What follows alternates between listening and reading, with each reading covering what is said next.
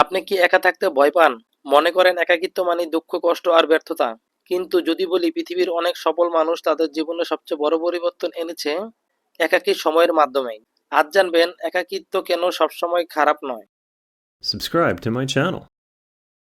আমরা সাধারণত একাকিত্বকে নেতিবাচকভাবে দেখি, কিন্তু সত্য হলো একা থাকা আর একাকিত্ব অনুভব করা এক জিনিস নয়। যখন আপনি কিছু সময় নিজের সঙ্গে কাটান, তখন আপনি নিজের চিন্তার লক্ষ্য এবং অনুভূতিগুলোকে ভালোভাবে বুঝতে পারেন। এই সময় আত্মবিশ্লেষণের সুযোগ তৈরি করে, যা ব্যক্তিগত উন্নতির জন্য অত্যন্ত গুরুত্বপূর্ণ।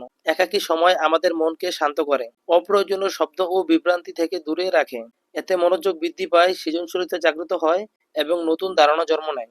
অনেক সময় আমরা অন্যের মতামতের ভিড়ে নিজের আসল পরিচয় হারিয়ে ফেলি, কিন্তু একা থাকার মুহূর্তগুলো আমাদের নিজের শক্তি ও দুর্বলতাগুলোকে চিনতে সাহায্য করে। তবে মনে রাখতে হবে, সুস্থ ও একাকিত্ব উপকারী হলেও দীর্ঘদিন নিজেকে সমাজ থেকে বিচ্ছিন্ন রাখা ভালো নয়। জীবনে ভারসাম্য সবচেয়ে গুরুত্বপূর্ণ। আজ থেকে একা থাকাকে ভয় না পেয়ে এটাকে নিজের উন্নতির একটি সুযোগ হিসেবে দেখুন। কারণ কখনো কখনো জীবনের সবচেয়ে মূল্যবান উত্তরগুলো আমরা খুঁজে পাই নিজের নীরবতার মাধ্যমেই। মনে রাখবেন, একাকিত্ব সবসময় দুর্বলতার চিহ্ন নয়, অনেক সময় এটা আত্ম আবিষ্কারের সবচেয়ে শক্তিশালী পথ।